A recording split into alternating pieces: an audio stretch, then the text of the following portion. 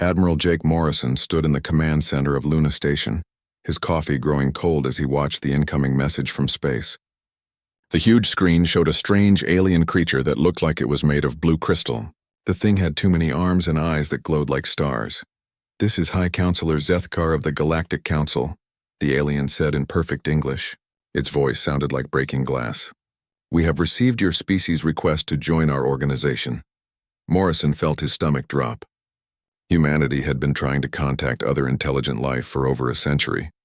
3 years ago, they finally got an answer. The Galactic Council was a group of alien races that controlled most of the galaxy. Earth had sent their best diplomats and scientists to ask for membership. After much discussion, the alien continued, "We have made our decision about the humans of the Sol system." Commander Lisa Bell stepped closer to Morrison. She had been his second-in-command for 5 years and knew that look on his face. The Admiral was trying very hard to stay calm. "Your species has many problems," Zethkar said, waving one of his crystal arms. "Your technology is very basic. Your weapons are simple and crude. You still use kinetic projectiles and chemical explosives like ancient savages." Morrison's jaw tightened. Behind him, other officers stopped what they were doing to listen. "Your history shows constant warfare," the alien went on. "You fight each other over resources, land, and ideas. This is not the behavior of a civilized species. Advanced races settle disputes through negotiation and reason, not violence." Communications Officer Pete Davis looked at his screen and whispered, "Sir, this message is going out to every human colony and military base." "Everyone can hear this," the alien counselor kept talking. "Your ships are slow and inefficient. Your weapons are primitive. Your military tactics are brutal and unsophisticated. The Galactic Council cannot accept a species that still behaves like wild animals." Morrison felt his hands curl into fists. Around the command center, he could see his people getting angry. 30 years of military service had taught him to recognize that particular look. It was the same expression he had seen before every major battle. "Furthermore," Zethkar continued, "your species shows no sign of evolving beyond these savage instincts. You have made no effort to develop proper energy weapons or defensive shields. You still believe that throwing rocks at high speed is an acceptable form of combat." Bell moved closer to Morrison. "Admiral," she said quietly. "Incoming messages from Earth Command, Mars Colony, and the Jupiter mining stations. They're all watching this." The alien raised all 4 of his arms in a gesture that was clearly meant to be dismissive. "Therefore, the Galactic Council hereby rejects humanity's application for membership. We suggest that your species spend the next 1,000 years learning to behave in a civilized manner. Perhaps then you will be ready to join advanced galactic society."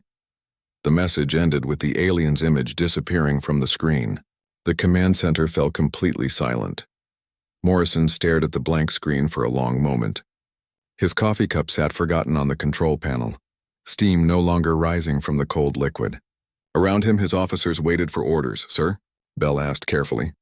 Morrison turned to face his staff. Every person in the room was looking at him with the same expression.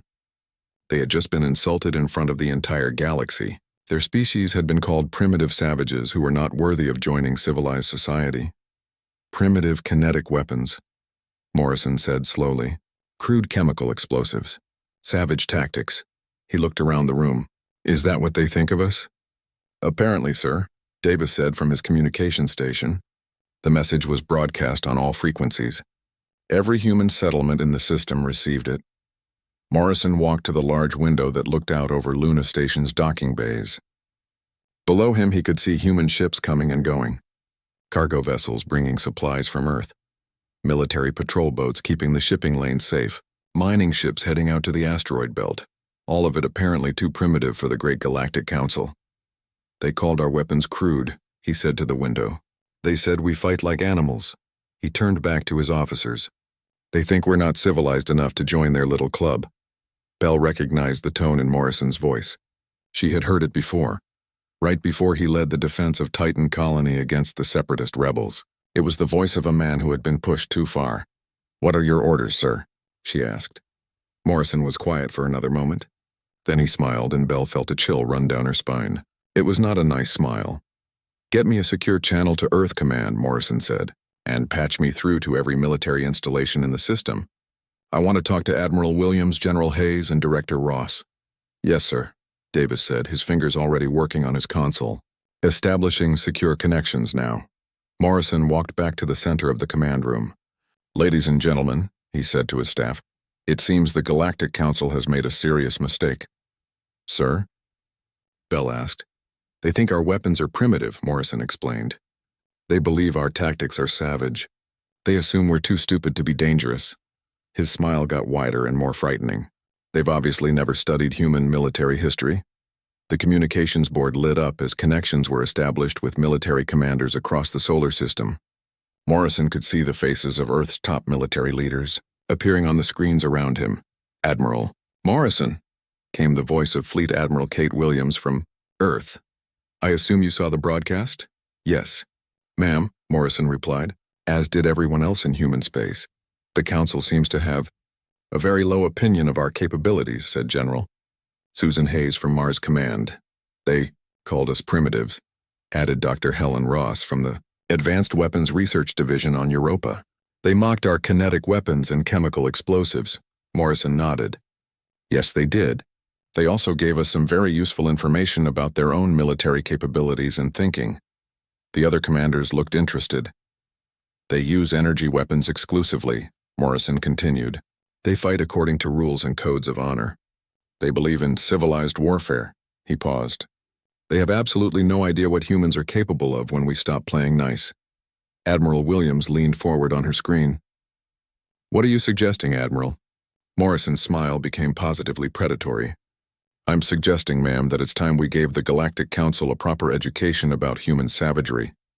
If they want to see primitive weapons and brutal tactics, I think we should show them exactly what those words mean." The other commanders began to smile as well. "After all," Morrison added, "they did say we weren't ready for civilized galactic society. Maybe it's time we proved them right."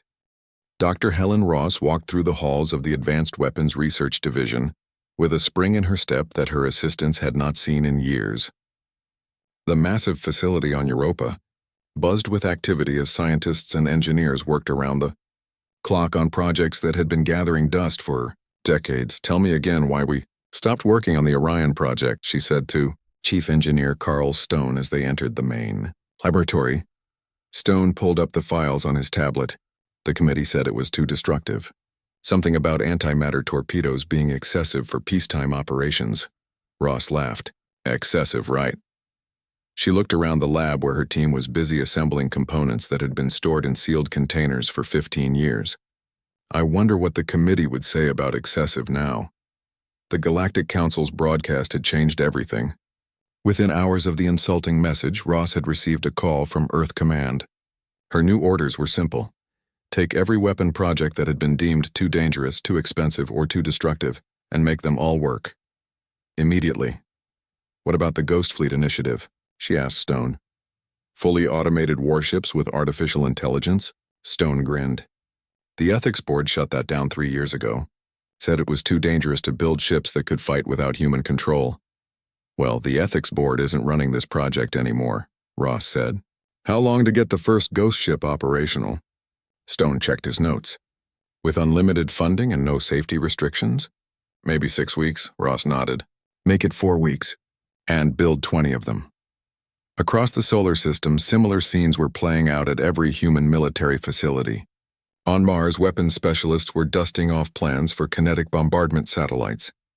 On Luna, engineers were modifying mining equipment into weapons of war. In the asteroid belt, construction crews were building things that would have given the old Earth government nightmares. Captain Amy Foster stood on the bridge of her ship, the HMS Silent Storm, and watched her crew install the new equipment. The stealth frigate had been experimental before. Now it was becoming something entirely different. "The quantum displacement drive is online," reported her engineering officer, Lieutenant Dan Price. "We're completely invisible to conventional sensors now." Foster smiled. "And the new weapons?" "Quantum torpedoes armed and ready," said Weapons Officer Sandy Clark. "Each one carries enough antimatter to crack a small moon." The Silent Storm was one of 30 ships being upgraded with humanity's latest technology. Ships that could appear and disappear at will, armed with weapons that could destroy anything they targeted. The Galactic Council thought human weapons were primitive. They were about to learn how wrong they were. Meanwhile, on the industrial moon of Europa, Factory supervisor Nick Taylor supervised the conversion of civilian equipment into instruments of war. The massive mining complexes that had been built to extract resources from Jupiter's moons were being changed into something the galaxy had never seen before. The mass driver is ready for testing, Taylor told his foreman, Jack Brown. It can accelerate a 10-ton projectile to 30% of light speed. Brown whistled in amazement. That's enough kinetic energy to destroy a city. That's the idea, Taylor said. The aliens think our kinetic weapons are crude. Wait until they see what we can do when we scale them up to the size of a city block. The mass driver was just one of 12 being built across the outer solar system. Each one was capable of hurling massive projectiles at incredible speeds. Together, they could bombard targets anywhere in the solar system with enough force to crack planets. But the real surprise was being built in the secret facilities hidden throughout the asteroid belt.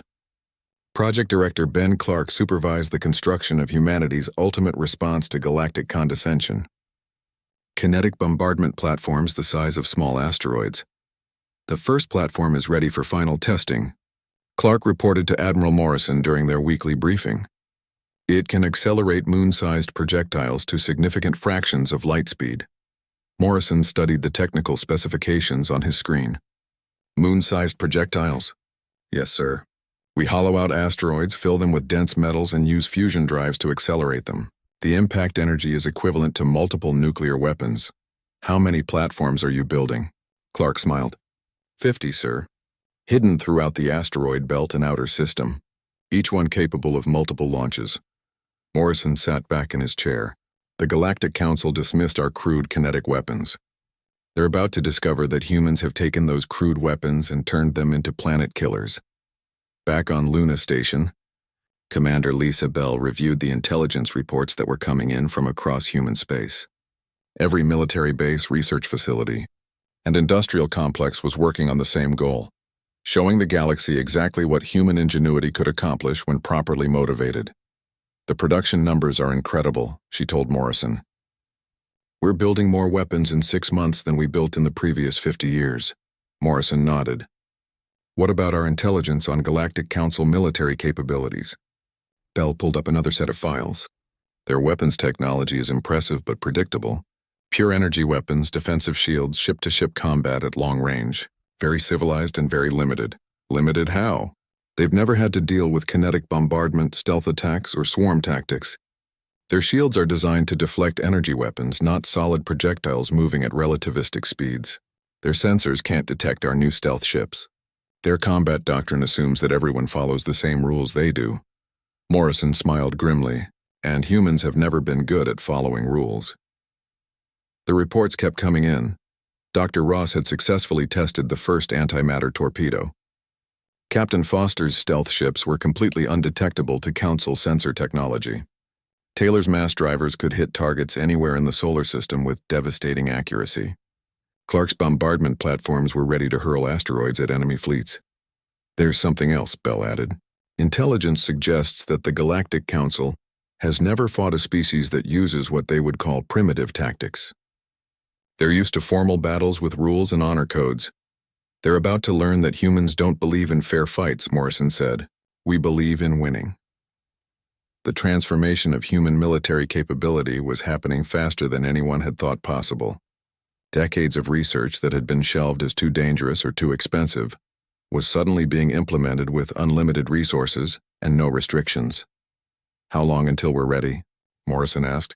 Bell checked her timeline. The first wave of new weapons will be operational in 8 weeks. Full deployment in 12 weeks. Morrison stood up and walked to the window overlooking Luna Station's docking bays. Below him, he could see ships coming and going with supplies and equipment for the massive military buildup. The Galactic Council had given humanity a year's warning by dismissing them so completely. The Council thinks we're too primitive for their civilized society, he said to Bell. They believe our weapons are crude and our tactics are savage. Yes, sir. Morrison turned back to face her. They're absolutely right. And that's exactly why we're going to win. The galaxy was about to learn that when humans are insulted, they don't just get angry. They get creative. And a creative human with unlimited resources and no moral restrictions was the most dangerous thing in the universe. The Galactic Council had made the mistake of their existence. They had challenged humanity while completely underestimating what humans were capable of when they stopped trying to be civilized. Soon, they would understand their error. And by then it would be far too late to take back their words. Fleet Admiral Kate Williams stood before the largest gathering of human military officers in history. The conference room on Earth's orbital command station held representatives from every branch of human military forces. Behind her, massive displays showed the new ships that had been built in the past 8 months. Intelligence reports tell us everything we need to know about Galactic Council military doctrine, Williams began. They fight clean. They follow rules. They believe warfare should be honorable and civilized. The assembled officers listened carefully. Many of them were veterans of human conflicts where honor and rules had been luxuries that got people killed. Their weapons are pure energy, Williams continued. Lasers, plasma cannons, particle beams. Very impressive and very predictable. Their shields are designed to deflect these energy weapons. Their sensors are built to detect energy signatures. Commander Roy Blake, captain of the new experimental warship UES Harbinger, studied the tactical displays. What about their ship designs? Massive vessels built for long-range energy weapon duels, Williams replied. They engage at distances measured in millions of kilometers. They use formation fighting and coordinated attacks, very formal and very vulnerable to unconventional tactics. Blake smiled. Unconventional tactics?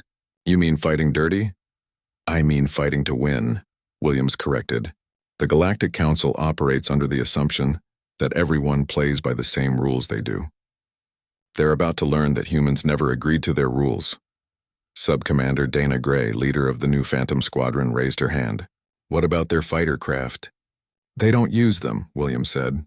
Council doctrine considers small craft to be inefficient. They prefer large ships with heavy weapons and strong shields. Gray grinned. So they've never dealt with swarm attacks or hit-and-run tactics. Never, Williams confirmed.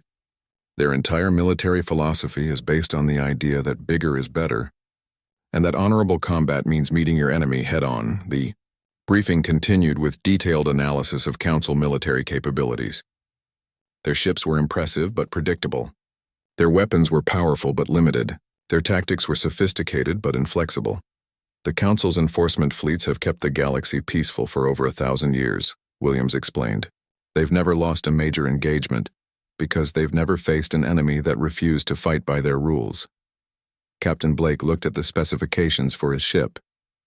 The Harbinger carried humanity's newest weapons, quantum-accelerated tungsten rods that could punch through any known shield technology. Their shields are designed for energy weapons. What happens when we hit them with solid projectiles moving at near light speed? According to our simulations, Williams said, their shields become completely useless. A tungsten rod moving at 80% of light speed carries enough kinetic energy to destroy a battleship. The room was silent as the officers absorbed this information. The Galactic Council's mighty fleets, which had dominated the galaxy for centuries, were completely unprepared for human-style warfare. What about our stealth capabilities? Asked Captain Amy Foster from her position near the back of the room. Williams smiled. Captain Foster, your ships are completely invisible to Council sensors. Their detection systems are designed to find energy signatures and heat emissions. Your quantum displacement drives produce neither. Foster nodded. So we can get close without being detected. You can get close enough to touch their hulls before they know you're there, Williams confirmed. And when you fire your antimatter torpedoes at point-blank range, their shields won't even slow the weapons down.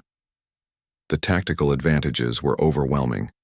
Human ships that could appear and disappear at will, weapons that could penetrate any defense. Tactics that the enemy had never encountered. But the real surprise was yet to come. Project Director Ben Clark entered the briefing room carrying a secure tablet. The construction supervisor looked tired but satisfied. The bombardment platforms are operational, he announced. All 50 of them are hidden throughout the outer solar system and ready for action. Williams gestured for Clark to address the group. Gentlemen and ladies, meet our secret weapon.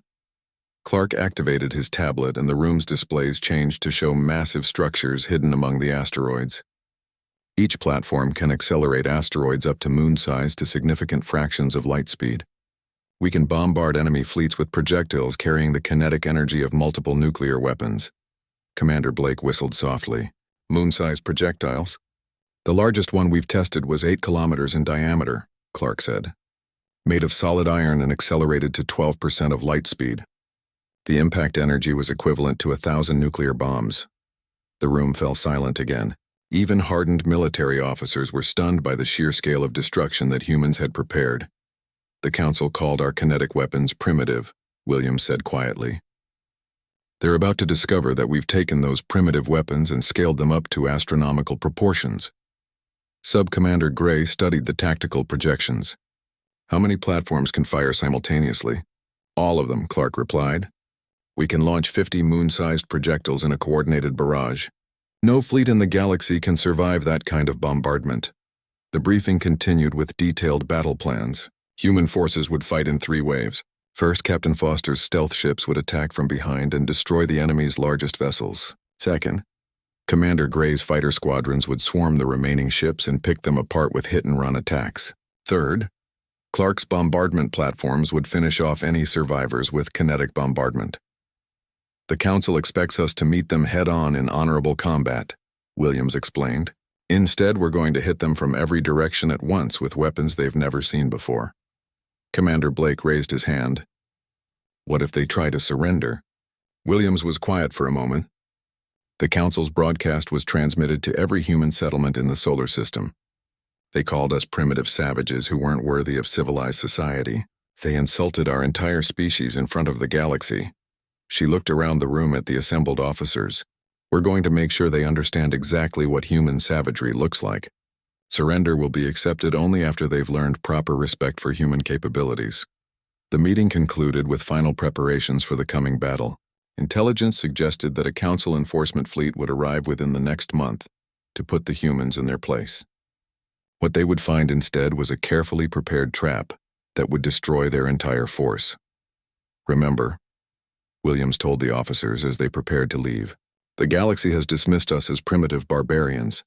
They think our weapons are crude and our tactics are savage. They believe we're too stupid to be dangerous, she smiled, and every officer in the room felt a chill of anticipation. Let's prove them right. The assembled commanders dispersed to their ships and stations, each carrying orders that would have horrified the civilized Galactic Council. Humanity was preparing to fight a war without rules, without honor, and without mercy. The Council had wanted to see human savagery. Soon they would get their wish. And they would discover that a savage human with advanced technology was the most terrifying thing in the universe. High Admiral Vorthak stood on the bridge of his flagship, the massive dreadnought Cosmic Harmony, and watched the primitive solar system grow larger on his screens. Behind him, 200 of the Galactic Council's finest warships maintained perfect formation as they approached the human homeworld. The Council fleet was a sight to inspire awe and terror across the galaxy. Each ship was larger than anything the humans had ever built. Their crystalline hulls gleamed with energy shields that could deflect the most powerful weapons. Their massive guns could crack planets and boil away atmospheres.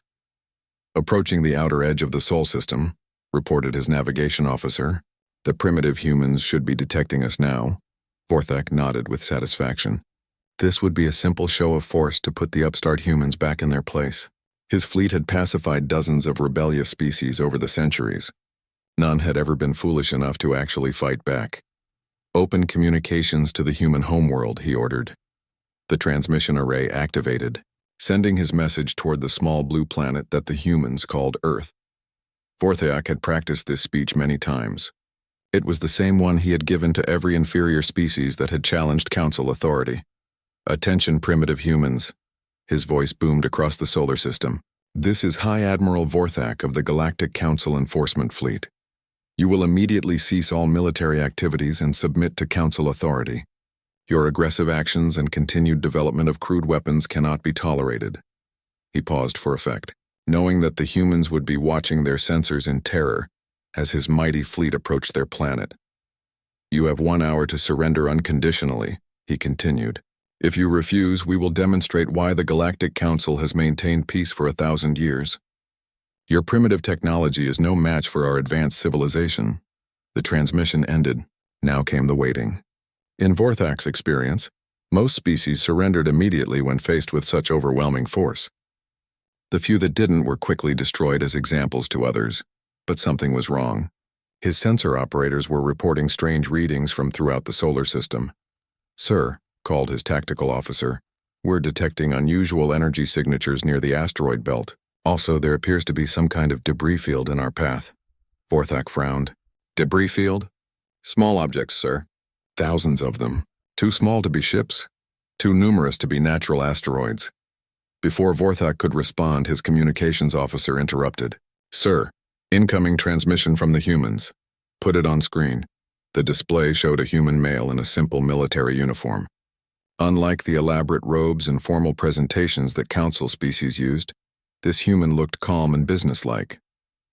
"Hi, Admiral Vorthak," the human said. "I am Admiral Jake Morrison of the Human Defense Force. Thank you for your message. We have prepared our response." Vorthak waited for the surrender that always came at this point. Instead, the human smiled.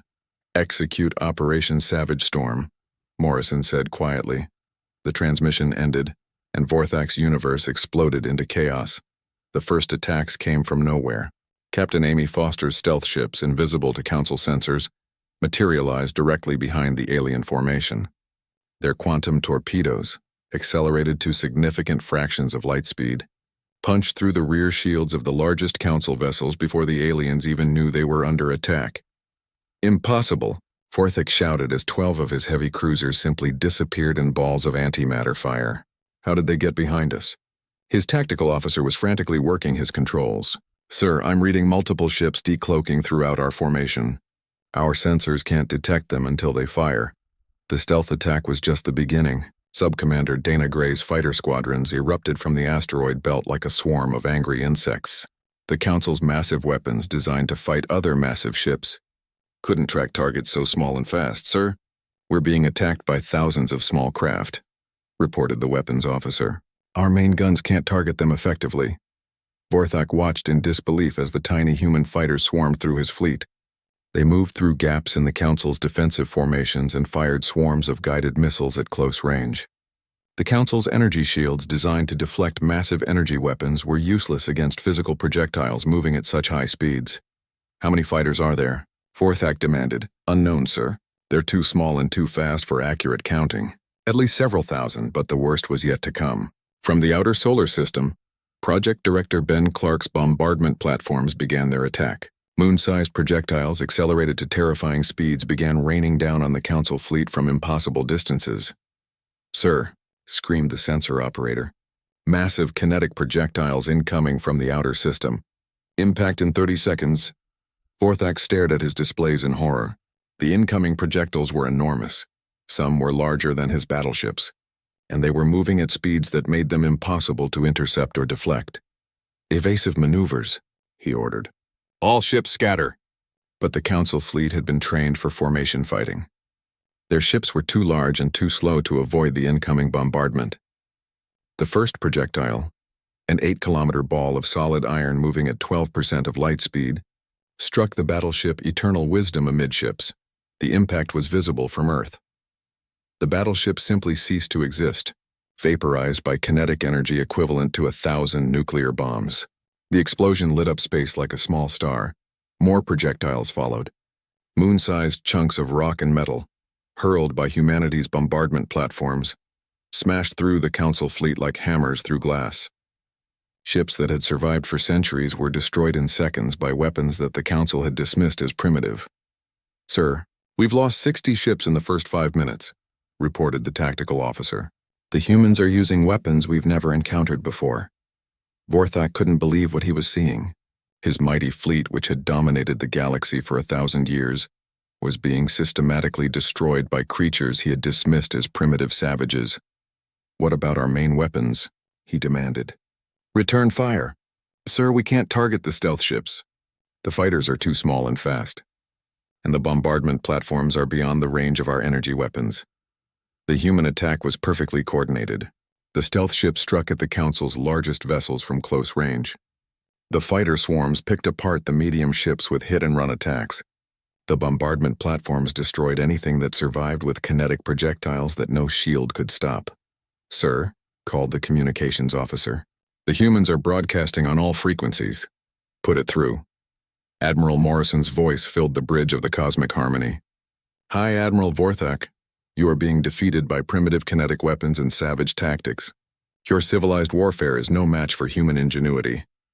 Vorthak's crystalline form flickered with rage and fear. "This is impossible. Your weapons are crude. Your technology is primitive." Morrison's voice was calm and deadly. "You're absolutely right, Admiral. Our weapons are crude. Our tactics are savage, and that's exactly why you're losing."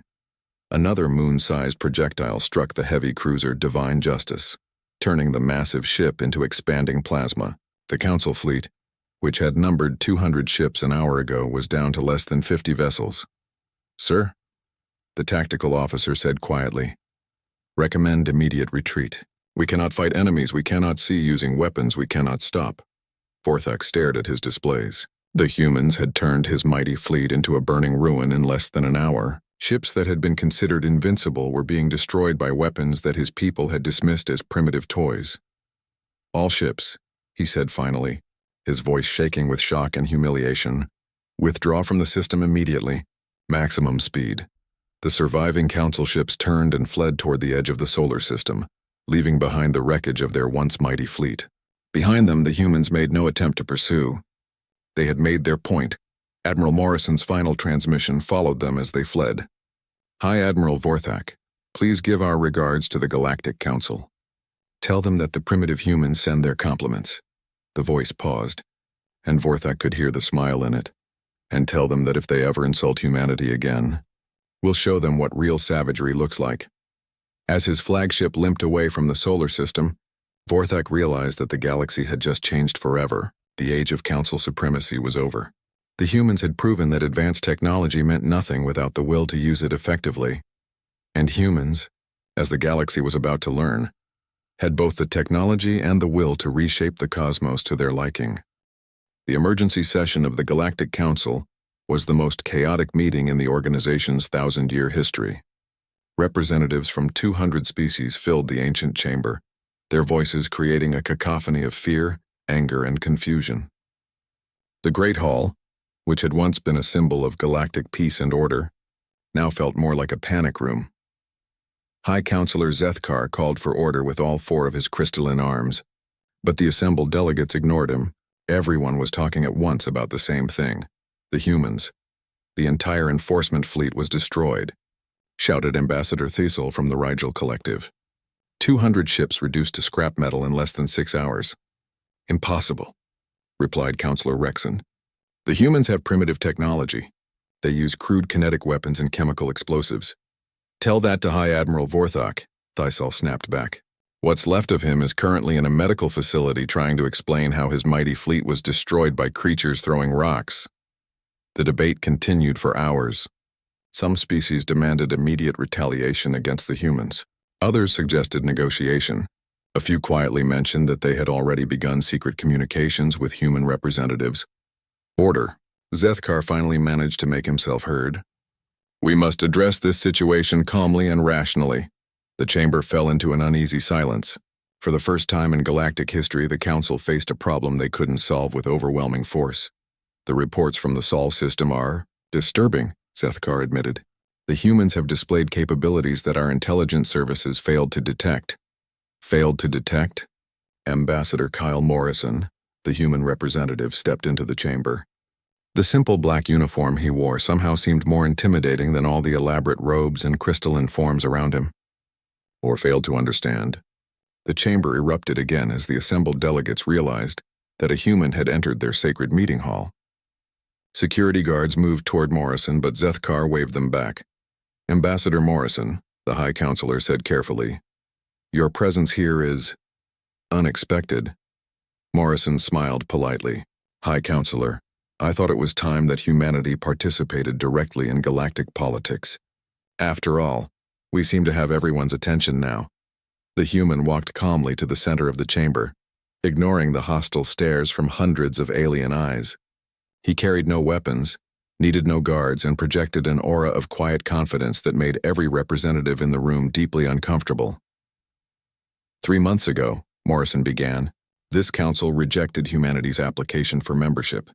You called us primitive savages who were not ready for civilized society. The chamber was completely silent now. Every delegate remembered the broadcast that had dismissed humanity so completely. You criticized our crude kinetic weapons, Morrison continued.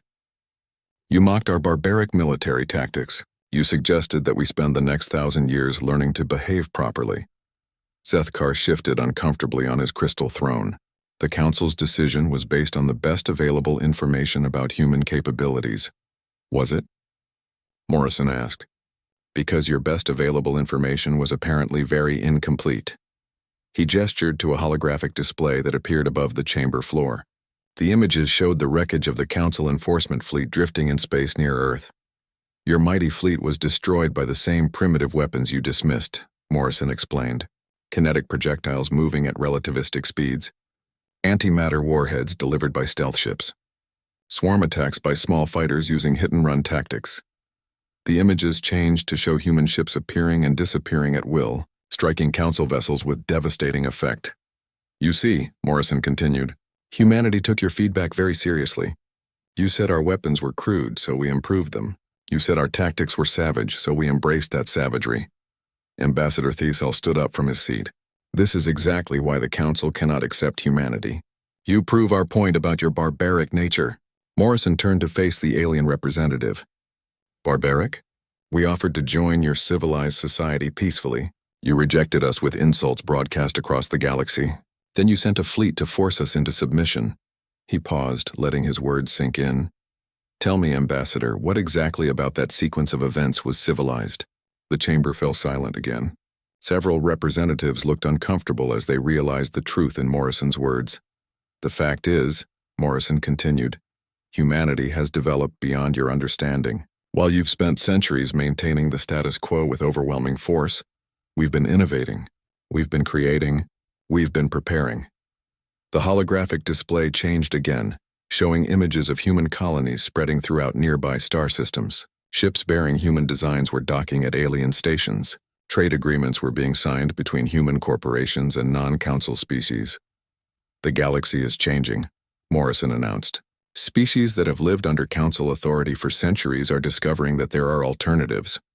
Our trade partnerships are providing them with technology and resources that the council never offered. Zethkar leaned forward on his throne. What exactly are you proposing, Ambassador?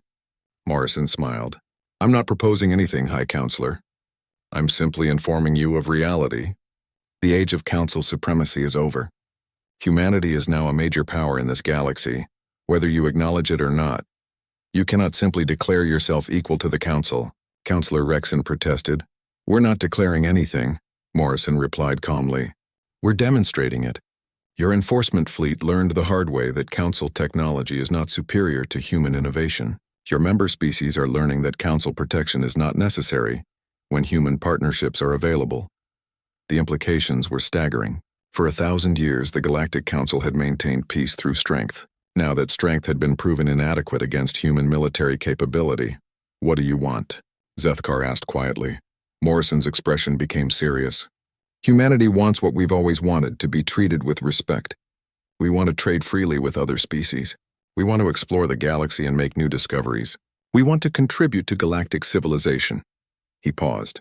What we don't want is to be dismissed as primitive savages by beings who clearly don't understand what primitives are capable of. The chamber was quiet as the assembled delegates absorbed this information. The human was offering them a choice: accept humanity as equals, or watch the carefully maintained galactic order collapse as species chose sides. The Council will need time to consider these developments, Zethkar said finally. Morrison nodded. Of course. But please don't take too long.